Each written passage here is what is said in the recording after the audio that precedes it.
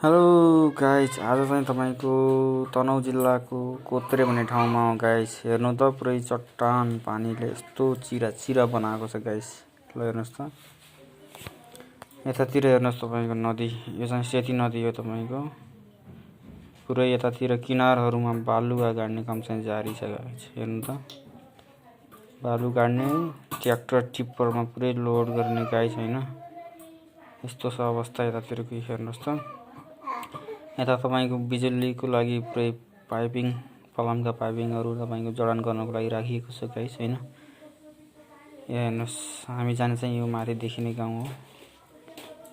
ल हेर्नुहोस् गाइस, यतातिर पक्की पुल बन्दैछ, पक्की पुल निर्माण हुँदैछ। हामी जाने तपाईँको यता बारी हो। यता हेर्नुहोस् नदी क्या दामी तरिकाले बगेको छ। हेर्नुहोस् त गाइस, पुरै ब्याकग्राउन्ड माथिपट्टि हेर्नुहोस्, पुरै पानीमा ट्र्याक्टर लिएर। हेर्नु त, पानीमा ट्र्याक्टर लिएर हेर्नु त, त्यहाँबाट बालुवा गाडिराखन् मान्छेहरू। बाबा यस्तो तरिका छ। हेर्नुहोस् गाइस, पुरै डुबेर पुरै बालुवा। हेर्नु त, डेन्जर तरिकाले हेर्नु त, पुरै पानीमा डुबेर। बाबा यस्तो तरिका छ गाइस के हेर्ने। मान्छे भएपछि हर कुराको दुःखहरू झेल्नुपर्छ गाइस हैन, यही पापी पेटको लागि। आज दिनको दृश्य चाहिँ तपाईँलाई देखाउने काम चाहिँ जारी छ। हेर्न नभुल्नु होला भिडियो है गाइस।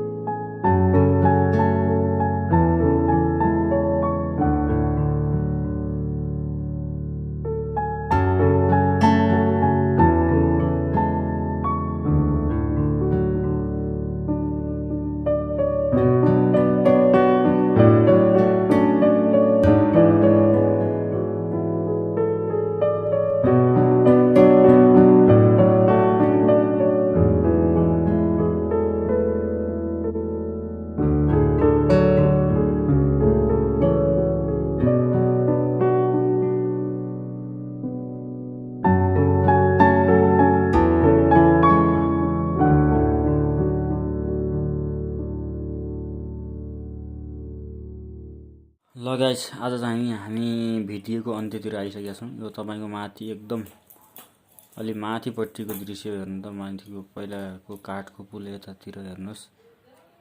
हामी यताबाट आएको, यो हेर्नुहोस् माथिको। अब जाने यताबाट पारी हो गाइस होइन।